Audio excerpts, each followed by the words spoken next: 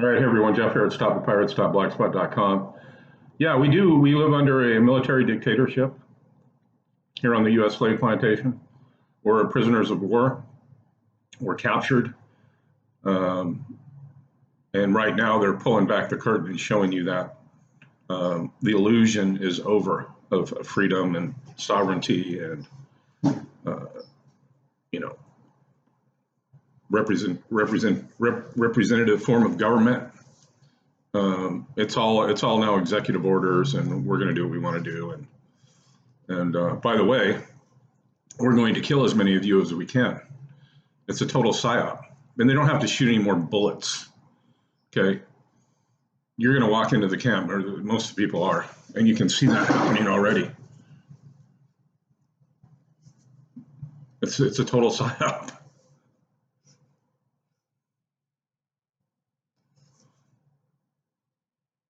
I mean, look at that. Look at here in LA, man. They got these super centers where people just waiting hours in their cars to go get it. I'm not even going to say it because you know what? It's not worth it. I just monetized my channel. And I found out I can make $1,000 a week doing this, and I don't know why the hell I didn't do it 10 years ago. I probably lost a couple hundred grand.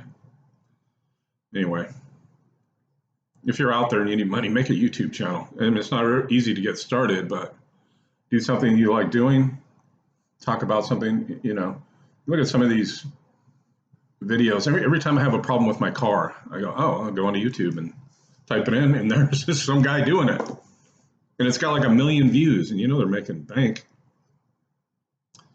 But anyway, yeah, people are just under total and complete hypnosis. And what it is, it's called trauma-based mind control. I read a book about it. Fritz Springmeier wrote a book, how to create a totally undetectable mind control slave. And I read Kathy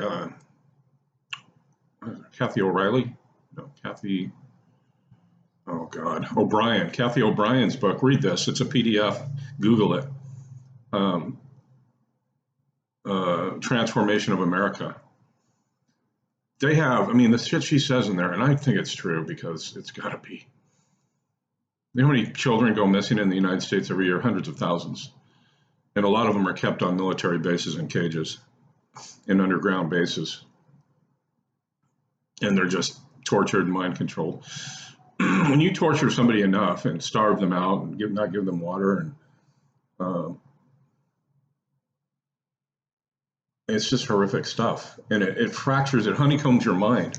Like what a lot of people are going through right now is the trauma, and it's if you watch the television news, it's every 5 minutes. You're just constantly being bombarded with the little buckyballs and people walking through the emergency room with spacesuits on, and these and gloves and syringes, and and people are traumatized by that. Oh my God. Hey, look, like I tell people, I go, hey, if I thought this was real and everybody was dying on my street, I'd be the first one to be walking around in a gas mask. I'd get the whole full body suit if I thought it was real. And you know what? In life, just like in the wild and in nature, if you get tricked, it's on you. But unfortunately, we get tricked from the start because the poison starts immediately you come out of your mother's womb with the injections.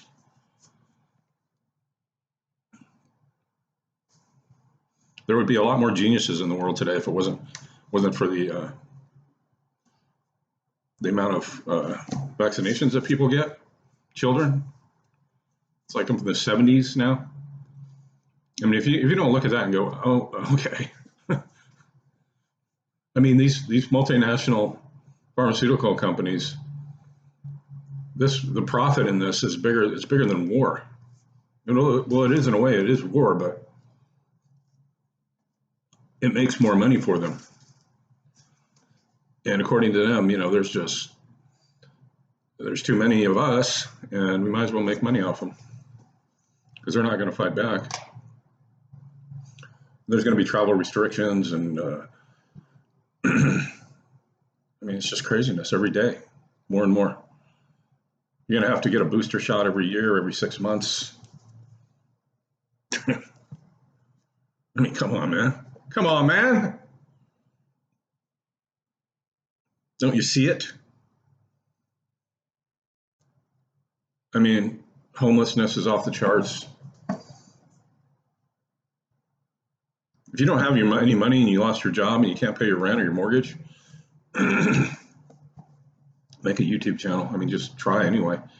Do 2 or 3 YouTube videos a week and try and promote it any way you can. Get a blog, get a Twitter, Facebook. I'm not on those anymore, but wherever you can post them, people will watch them eventually. And if they're good, you can monetize. You have to have like 1,000 subscribers, I think, and so many hours of watching. But something to do. Also, go to stopthepirates.blogspot.com. Get the secured party creditor process pack. Buy you some time. Learn administrative processes, technologies that's going to help you. Find out what's going on with your straw man, your fictional entity in commerce. This is interesting. I was reading this this is the Great American Adventure. Excuse me. Prior to 1933, we all were proud and peaceful sovereign inhabitants of America. The Trading with the Enemy Act, the Confiscation Act, and the Lieber Code obligated the military government to peacefully interact with American citizens and prohibit them from provoking us or to act belligerently towards us. They forfeit the ability to profit and loot or to securitize our property, equity, and credit being held in a public trust. When we got taken over by this criminal cabal, that's basically what the Civil War was about. They came in, the Pope's army. When we voluntarily and involuntarily entered their military courts of justice, one will frequently hear the prosecutor or defense lawyer argue that your comment or actions are a belligerent response or you are being combative.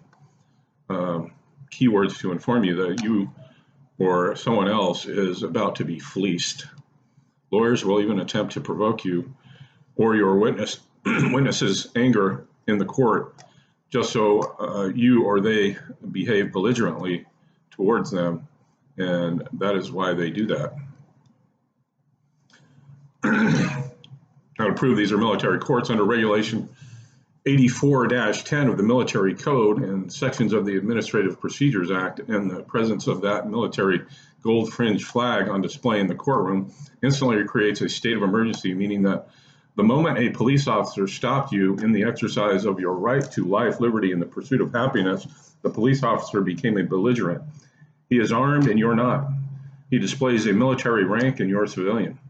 And he has now delivered you into a military court of justice with the intent to pillage and plunder within the admiralty jurisdiction of that military court, which is also known as the law of prize and captured property, as defined under Title 10, Section 7651 to 7681 of the Code of Military Justice, March 25th, 1862. The Reconstruction Act included the changes all state officials into having federal foreign standing. The 14th Amendment deliberately forced and kept them there, and Section 2 of the Lieber Code instructs that a victorious army seizes all money and movable property and holds it in trust.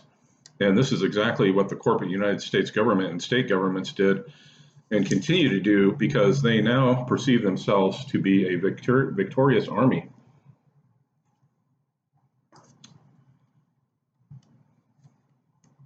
I was thinking about this the other day. You have pro and con, right? So you have a constitution, and what would be the opposite of that would be prostitution. Right.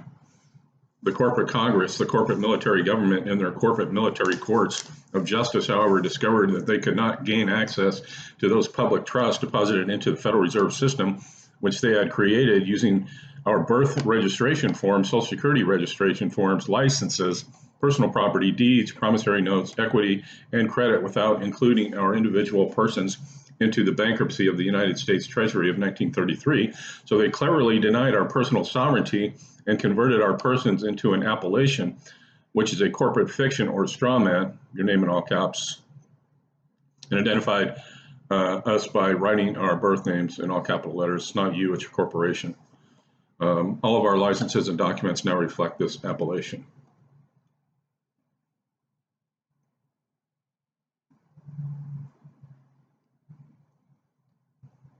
These public trusts are not a new concept. The concept and strategy was copied from the ancient Roman Empire and their use of Roman trusts. The ancient Roman trust declared that everyone had died after Rome was burned, which was a staged event, and until those Roman citizens served notice upon the Roman Senate that they were in fact alive and capable of managing their own estates, all were presumed dead, and the Roman Senate became the trustee over every estate and used them as they deemed appropriate. Now, we've talked about this before. It's called a Sestake v. Trust, and that was set up after Rome burned, and then also a certain time in England in 1666, they set up the Sestake Trust. And these were two when people left on these big merchant ships and set off sail to wherever. They had to leave all of their possessions, their estate, in a trust because they didn't know if they were ever coming back. And that's exactly where we're at today, because these people are in charge of our trust. Our moms gave it to them at our birth. I'm being very general here. And we never went back to them and said, hey, I'm alive. I want my estate back. It's just that fucking simple. And you do it, but there's certain filings, a UCC1 financing statement, some other things. And just notice these people, go, hey, I'm here. Millions of people do this. It's not illegal. And I want my estate back. I want to take control of it myself. They're controlling it. The Congress is controlling it, and they're stealing it all. That's what's happening here. Go to stopthepirates.blogspot.com. Makes me mad.